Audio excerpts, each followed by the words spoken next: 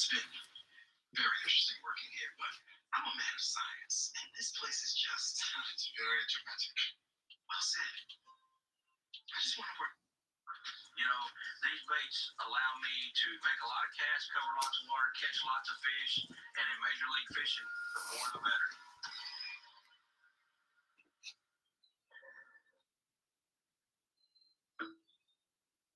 We're here for you. Contact your local Toyota dealer to see how they can help. Toyota. In nearly 100 years serving the military community, we've seen you go through tough times. And every time? 1 pound, 6 ounces. 1 6. Good enough to get a penalty on. Well, hey, I'm glad I never caught him. Right there off of that log, kind of the most obvious piece of cover in this creek. So. On Defoe is the first angler on score tracker with 1 fish for 1 pound, 6 ounces. There he goes. Because it's in here, I think he went to the back. Yeah, I don't really know just how far I can go on. Maybe it's around the corner and it ends. Maybe it's another half mile, but there's a lot of good current. I'm going to get a bite soon because I do not feel comfortable where we're at. Just got to kind of go through this process. You know, things could change with the weather. We're in a different part of the lake. I feel like this bait right here can still catch them in these conditions. It almost feels better. This little fuzz bait is not the ticket. It wasn't the ticket the other day. It's not the ticket today. It's not the ticket. I mean, it's just not the ticket. Just waiting that first bite, really. If I get a good bite on a top buzz bait, I feel pretty good about it. If I'm getting a bite pretty quick, I'll probably feel pretty bad about it because, like, you just don't want to force something just because you like it.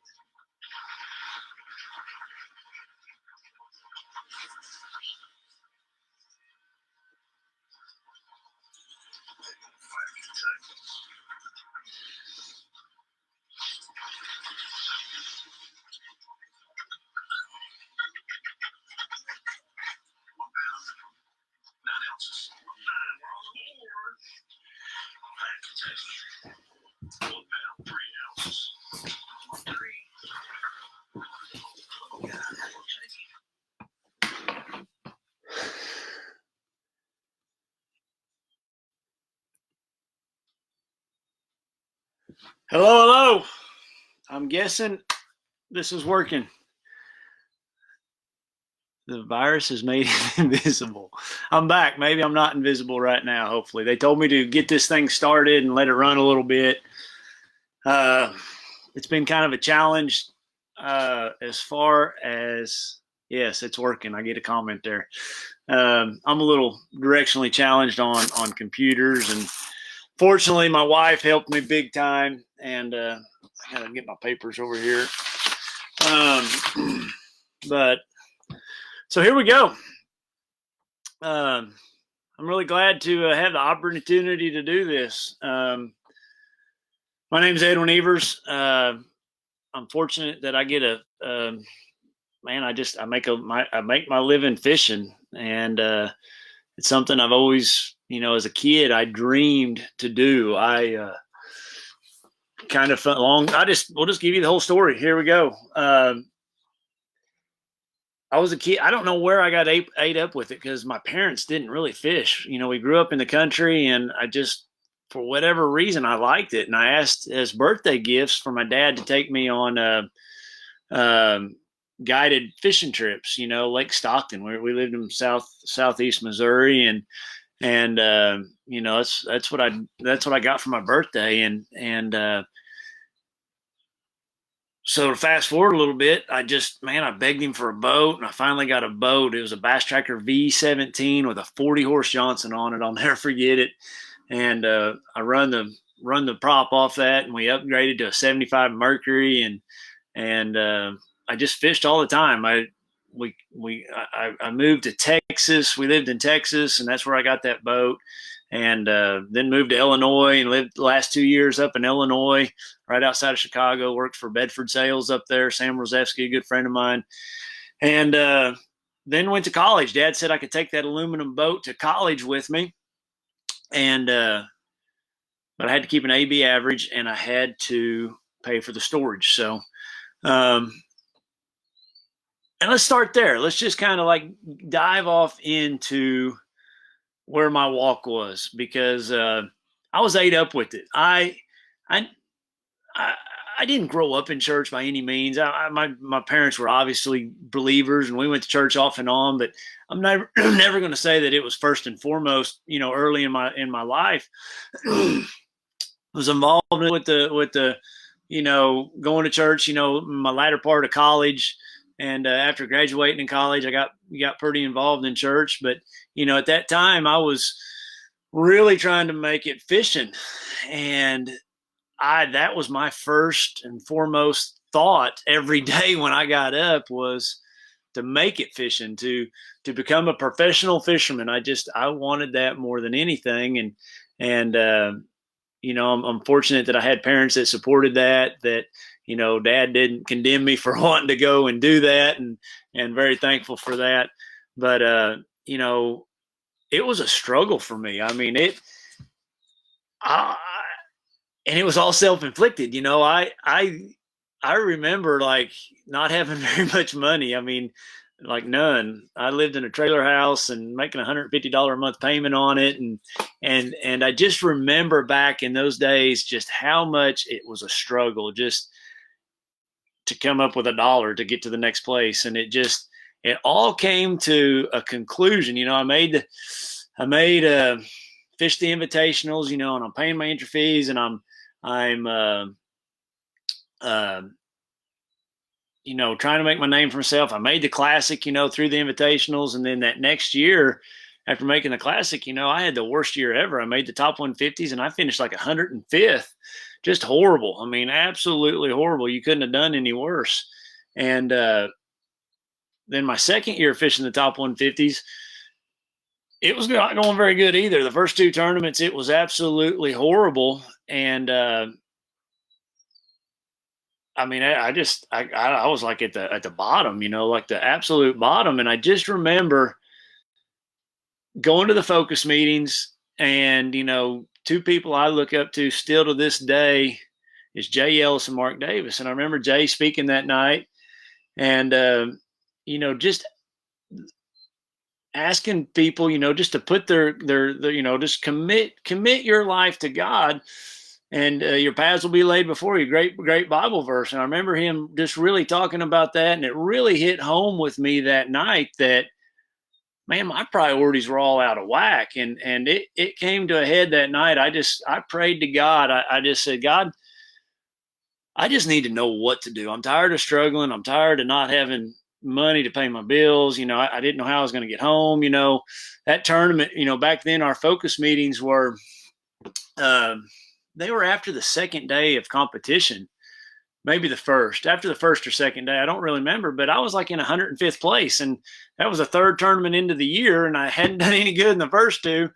And I really didn't know, if I didn't get a check, how I was going to make it home.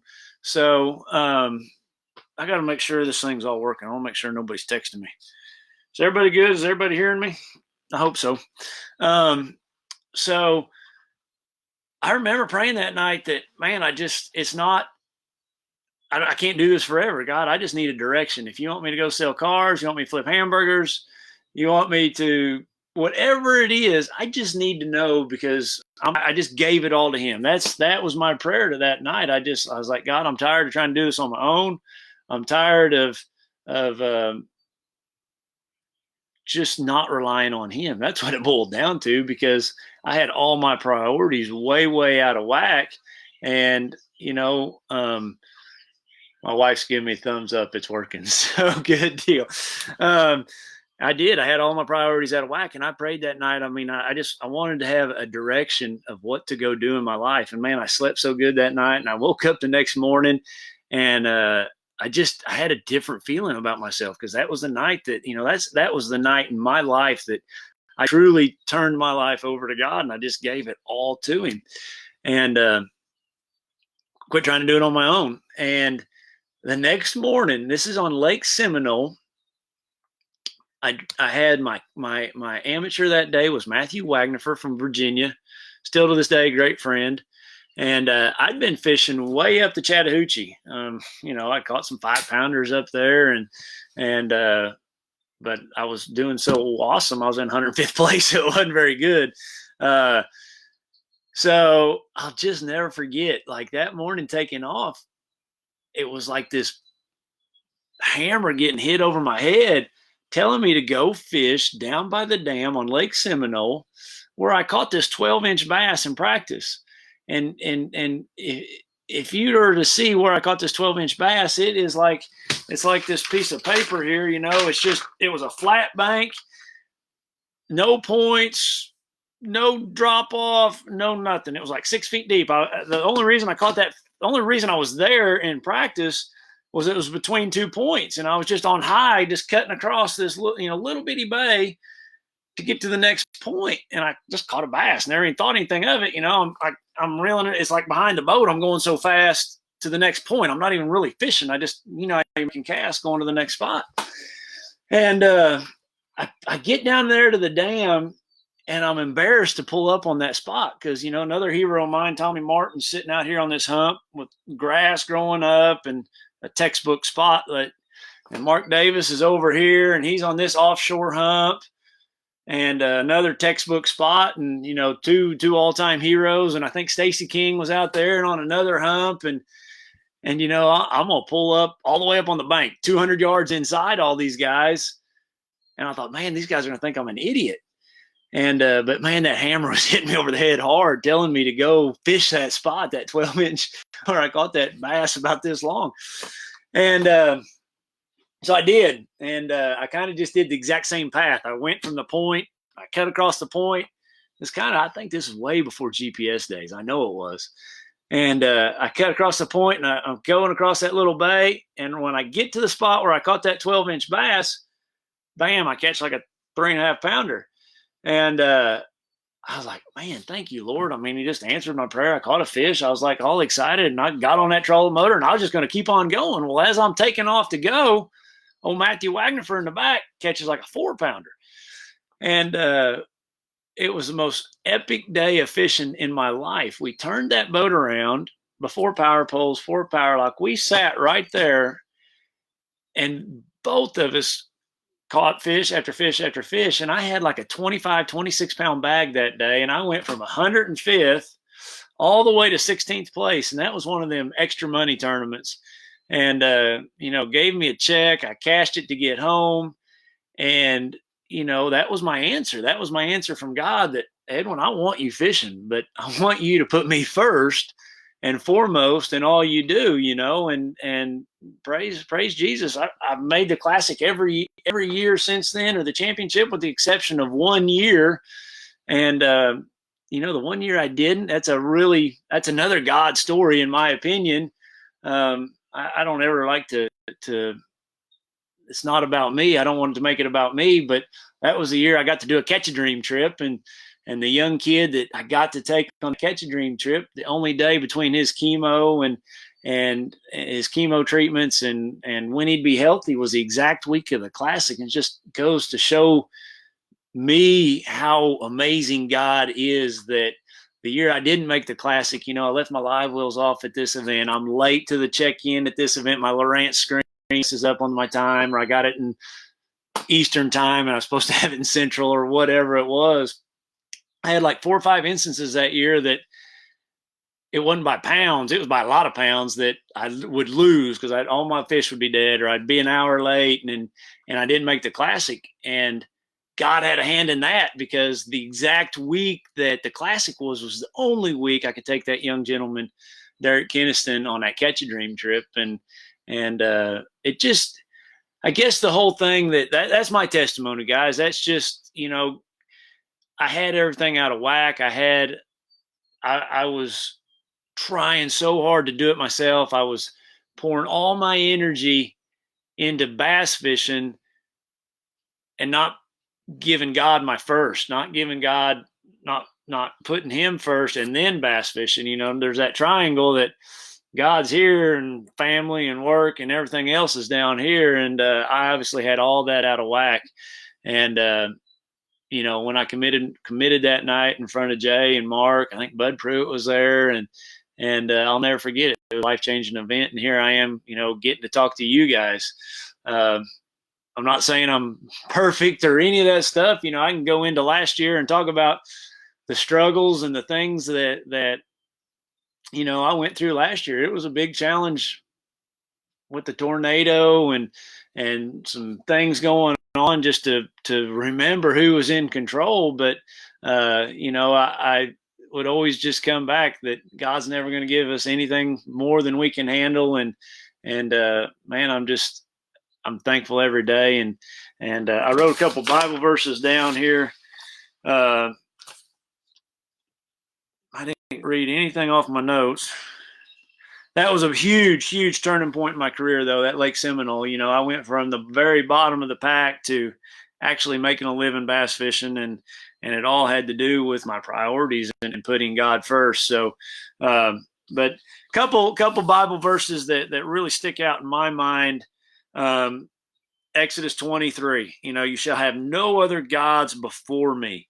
And when you think about that, it's talking about, in my mind, like, God could be bass fishing for me before I had bass fishing before God, or it could be work, or it could be sports. An idol could be anything or anyone that takes the place of God in our lives. It's anything and that is an object, an idea, a philosophy, a habit, occupation, a sport, or a person, that is your primary concern. That was bass fishing and trying to figure out how to catch the next bass. And the next tournament was my primary concern when I needed to submit myself to God and just get on my knees and just give it all to Him. And then He was going to lead me down the path that I needed to go. Another verse, I didn't write down the verse. I think it's Matthew 24:6, I think. No one can serve two masters, for either he will hate the one and love the other, or else he will be loyal to one and despise the other. You cannot serve both God and money. So just a couple verses to remember. That's my testimony, guys. So I just, another one that I truly live by is, and this is a paraphrase of it here. I should never paraphrase. So I'm going to look at it straight up. It's commit your works to the Lord, and your paths will be laid before you. That's just, if I give God everything that I'm doing, then He's going to take care of whatever path that I need to go down. So that's it, guys. So I hope maybe you want to ask some questions. I hope you maybe fire away at Adam. I appreciate the opportunity to share my testimony, and I appreciate the platform. Very thankful every day that I get to do something I love to do, and we live in the greatest country ever, and all the people that fight to protect it. But we got any questions out there? I don't know how this thing works. Let me see if I scroll down. Story. I had anybody watching. Good deal. You guys are awesome. Thank you. Praise God. Amen. Thank you. I'm reading them here. Robert Blackman. It's so cool watching you take your boys out hunting and fishing, respecting the outdoors, and not taking it for granted. Very thankful for that. My dad would take me hunting and fishing and passed away when I was 19. I'm sorry, bud. I got hit. Thank you very much, Robert, for the kind comments. Okay, I got a fishing question here. 10-acre man-made creek-fed farm pond, mostly clear banks, some old merged stumps, and a little wood. 72-degree water. My very first lure choice. 72-degree water. Danny, great question. I'm thinking. That's why I'm silent. The question, I was sitting there looking at 72-degree water, mostly clear banks. I'm guessing that's mostly clear water, Danny. In my mind, a lot of farm ponds have a lot of moss and a lot of grass and things like that around it. It never gets old catching them on a topwater, whether it be a frog or a buzzbait. Another thing, if it's fairly good visibility, if you've got, I don't know if you can see that, but let's say you got 1.5 feet, 2 foot of visibility, Danny, a weightless worm, a stick worm. Berkeley makes the general. Yamamoto makes a Cinco. Bass Pro makes a Sticko. Just a weightless worm is just hard to beat in a pond. I've got a pond right outside the camper here. You can see it's not a very big pond. I don't know if you can see it there. There it is. I fish that thing every day. Those are some of the most educated fish out there. But a frog is a great one, and 72-degree water for it. And I catch a lot of fish out there on a drop shot too, believe it or not, just because you got so much muck and moss in the bottom of the pond. You know, just over the years, the silt mowing the grass clippings in it, the grass that dies. So a drop shot's a great bait because so many times in a pond you can't throw a bottom bait because it picks up some stuff in the trash. So a drop shot's perfect for it. So I catch a lot of fish in ponds on a drop shot. How much do you fish during practice? John Pollock.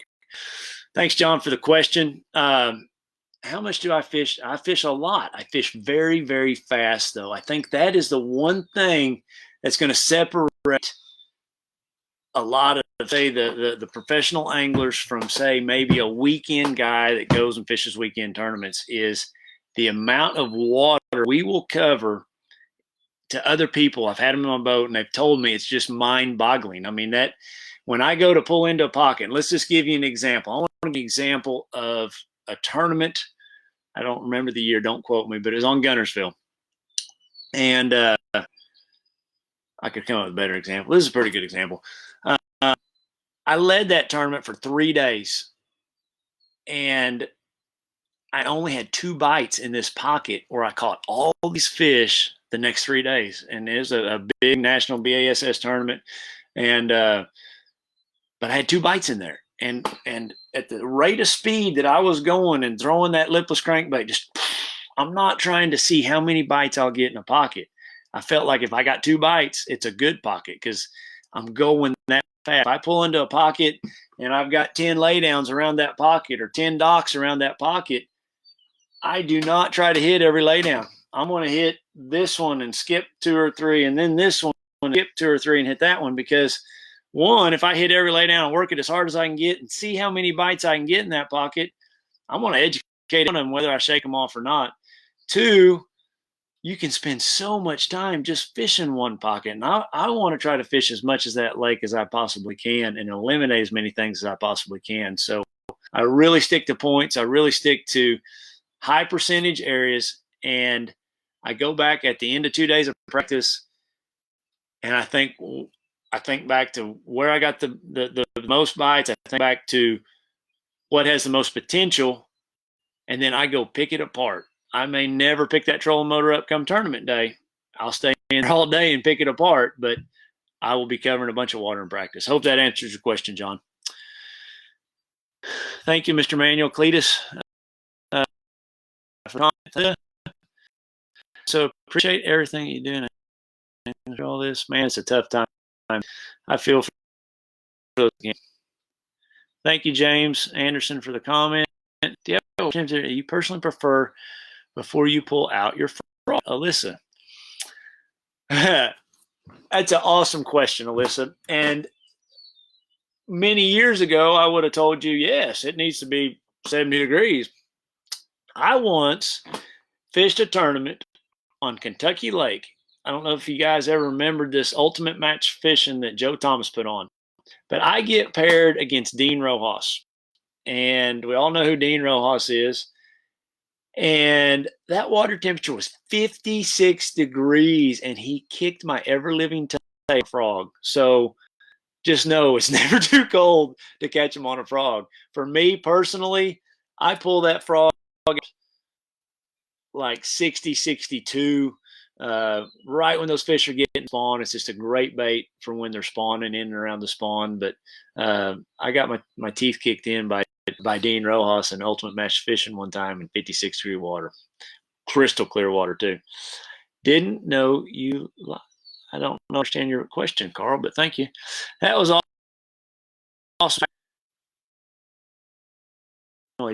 Yes, I did. Anyway, Carl, I saw the next one. My dad got transferred up there between my sophomore and junior year in high school, and I graduated from Seneca, the Fighting Irish there. I just got in contact with their high school fishing team and sent them a bunch of stuff, and I look forward to getting some reports back from those guys. So if any of you guys are listening, I want some reports from the high school team there on how the fishing's going. Rick Lawson, does MLF allow or encourage y'all to share your faith and pray? Absolutely. MLF is an angler deal. We pray every morning.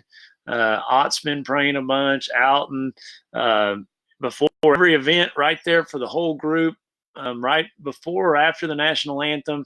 They're never going to keep us from showing our faith or talking about Jesus. So no, MLF's a great organization, and I wouldn't be with them if that was the case, and we couldn't do that.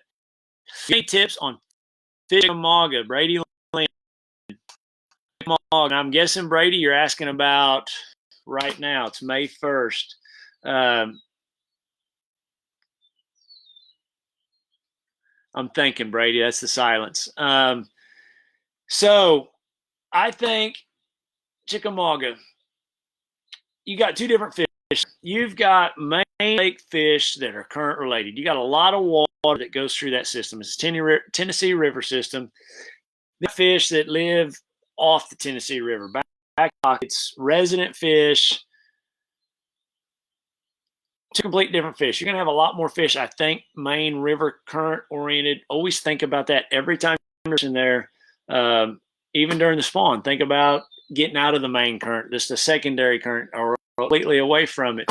But then once they're done spawning, they were on that current and those to bring them their food, and they're going to set up on those shell beds, and it's just different depths throughout the year. So with that said, that lake gets a lot of pressure. Don't mind. I always fish by think outside the box, and what I mean by that, funny story. Lurch, we all know Lurch, guy that he's in major fishing. Well, back in the day, back many years ago, we could take people in practice days, and Lurch was do bass fishing, and I took him to a practice event. It was an open down on Rayburn. And that day I was struggling practicing and this, that, and the other. And this guy that knows nothing about bass fishing says, Edwin, you just got to think outside the box. And it has stuck with me. I ended up turning around and winning that event on Rayburn, thinking outside the box. So it's stuck with me ever since then. And so what I mean by on Chickamauga, back to the original question, when you look down a bank and you see everybody throwing a Carolina rig, you see everybody throwing a football jig, or you see everybody throwing a crankbait, or here in Oklahoma right now, everybody's throwing a square bill. I always try to do something a little bit different. Maybe a smaller square bill, maybe a bigger square bill, maybe reel it faster than everybody else, maybe reel it slower, maybe reel it higher in the water column. So I don't know why the lights so much on all that. That's what I mean about thinking outside the box. So on Chickamauga, it may be like maybe shot, or maybe a shaky head, or just something a little bit different than everybody in front of you is doing. I always try to think about that. Okay, I'm moving on. KVD, Alton Jones, and others are involved in a new product. What exactly does it do? Great question. It's Bass Force. Really a cool app. This app, cannot tell you the amount of hours, weeks, and months I spent on my portion of the app.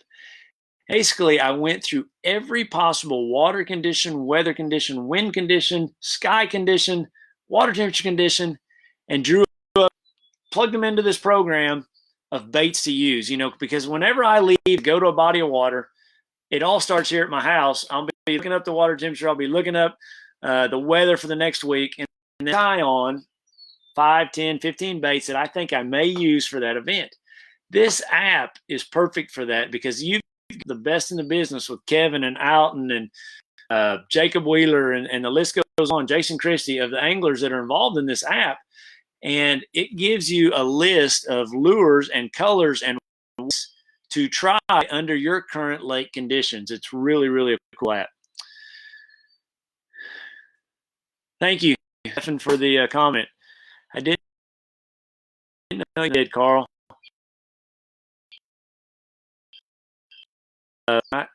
When I run fish or pre-fish, I can always seem to get bit. Then tournament day rolls around. I know the feel the cold pressure shuts them down.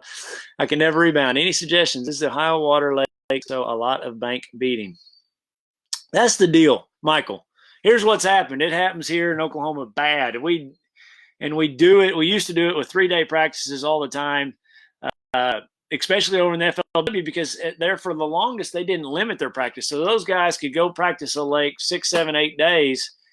And by the time the tournament rolls around, every bass in that lake has seen all 100 competitors for the last 6 days practicing, throwing every bait they got in their tackle box. So conditioned every bass in that lake to whatever the current baits are for that time of year. And with Michael Hayes here being out of Ohio, they have a lot of pressure. They don't have a lot of bass. So couple things. Cold front or pressure shuts them down. So you already know the pressure shuts them down. The cold front shuts them down. How? I can never rebound. Any suggestions? So yes, you got to finesse them. You know, I really opened my eyes a few years. We had an event on the Arkansas River out of Little Rock. Not a very good pool. Better than what you got in Ohio. I'm sorry, Michael, but better than the Ohio River. I'm compared to the Ohio River. But the water was that muddy. I mean, you could see a bait that far. And Aaron Martins almost won that tournament throw shot on Main River banks in the mud. And it just blew my mind. It was just the most community bank. Everybody was fishing it with square bills and spinner baits and all the stuff, big baits in muddy water. I mean, you got to realize you could see that far. And he almost won on a drop shot. And Denny Brower ended up winning the event, but almost won. Just crazy to me. So, again, any suggestions? So, drop shot. Maybe you need to, I've seen a lot of times on really heavily pressured lakes, go big. Like, one of my all-time favorites is to put the biggest crankbait I can on, like a big square bill. You know, if it's a shallow, muddy power fishing deal like what you're going to have in Ohio, put a square bill on that's like 2.5 inches. Like for me, it'd be that square bill 7.5. Put it on like 25-pound tests. It'll keep it up in the water column and reel the snot out of it. I mean, put it on 8-to-1 and just reel it as fast as you can to get those fish to react. You know, for me, that's probably my number one secret in heavily pressured bodies of water, is to put a big bait on and burn it as fast as I can burn it. Describe the won Bassmaster Classic Championship. I get goosebumps. I mean, that was in front of my family. That was in front of extended family that's never been to a tournament. That was in front of my hometown. My kids were part of it. Got to ride around the arena. An answer to a kid that wished upon a star when I was little bitty. First time I could ever read the Bassmaster magazine. That's how Dad always told everybody he taught me to read by subscribing me to the magazine. That's how I learned how to read. And ever since I could read that magazine, I always dreamed on every fallen star to win the Bassmaster Classic. So just neat that it was able to happen here in Tulsa on Grand Lake and pretty neat event there too, because man, I spent so much time setting brush piles. I would go over there. This is wintertime in December. I would go over there about 4 o'clock in the afternoon. It gets dark at 5:30. I would set brush piles till 2, 3 in the morning for weeks on end prior to that tournament. And some nights it'd be snowing, some raining, but I wanted to always do it in the dark so nobody'd see me, because a lot of guys were always over there practicing. And then a gigantic flood. The lake, it's completely muddy, comes up, completely changes everything. I think every brush pile I set probably went through the dam. And it just goes to show that no matter how much you prepare, it can always change. All right. Put a verse on your time. I don't. You know, I've got favorite verses, but I don't have one on my boat. That's a great idea. Favorite way to fish, Stephen. Thanks for the question, bud. Whatever way I can catch one. I mean, I love flipping. I spent about 17 days down at Falcon here, and just posted a video on YouTube. I think today I put it up, and it's just flipping. I mean, I just love setting the hook, but then in the same sense, who doesn't love a topwater bite? You know, a frog or you know, a bait like a jaywalker coming across the top of the water. So between flipping and topwater, those would be my two favorite. But I like innerbait a lot too, and I like catch. I want to. That's a good fishing point I want to make. Early in my career, back early, I wanted to be just like Denny Brower. I never want to fish deeper than 5 feet. Didn't ever want to own a spinning rod, and you know, I told you I was struggling, got my teeth kicked in. I was stubborn. I thought just be the best at one technique, and I learned really early that I couldn't. I needed to be good at everything. So I went and I fished with people at table, learned how to use a spinning reel. I went and fished with Matt Reed, you know, one of the best Texas grass fishermen there ever was down in East Texas. You know, I fished a lot with Jeff Reynolds, another really good angler, and I learned to make all my weaknesses my strengths, and it's really helped me a bunch in my career. So don't get too tied in, Stephen or Steven, any one particular thing. Explain some of the prep work. That's the one part of my job I do not like is the preparation for a tournament.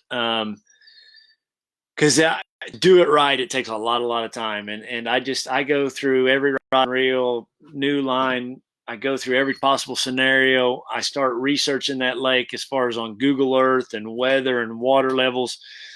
And Google Earth alone can take days and weeks to go through every pocket and go through all different lake levels and really search it. And it takes a long time to do all that.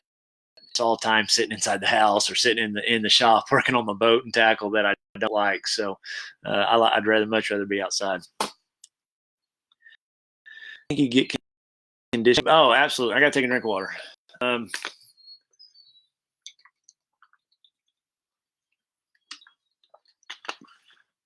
Sean Harris, don't you think fish get conditioned to baits and lures and techniques? Absolutely, I believe they do. Seems like something new comes out and you kill a fish on it and it sort of dies out, without a doubt.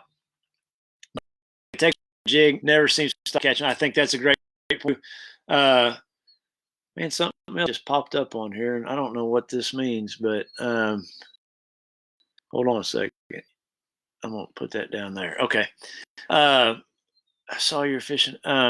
So, no, I don't think – no, Texas rig and jig never seems to stop catching them just because they're so good. They represent what fish eat so well. They're just going to be timeless baits. But you are 100% right. They do get conditions. That's why I say, you know, when everybody's throwing that square bill, maybe you need to throw a bigger one and need to burn it, or downsize your spinner bait, or change the blades, or use a heavier weight your Texas rig, or a heavier jig to make it fall faster to get a reaction strike. Hey, Robert, I saw your fish in Oklahoma. What did you catch that big fish on? What watercolor? I have been fishing a bunch here in Oklahoma. So one of the places I was fishing, I took my son and my son-in-law, and the water temperature was 69 because I had to jump in. It was a bet that day we started. And he said that if he caught a 4.8, he didn't have to jump in. And if he caught a 5.8, I was going to jump in. And well, at the end of the day, we all jumped in, and the water was 69, and it was a really cold 69. I fished here just at another place here closer to the house just the other day, and the water there was like 65, 66 degrees. That was Wednesday. Today's Friday. Yeah, so still pretty cool. I think everything's really behind. Like right here, I had 2 bass spawning just yesterday, and then I did have fry just around the corner, so that's in my mind a little late. Normally that would have happened 2-3 weeks already in my pond, 1st April. I'm here. Let's see.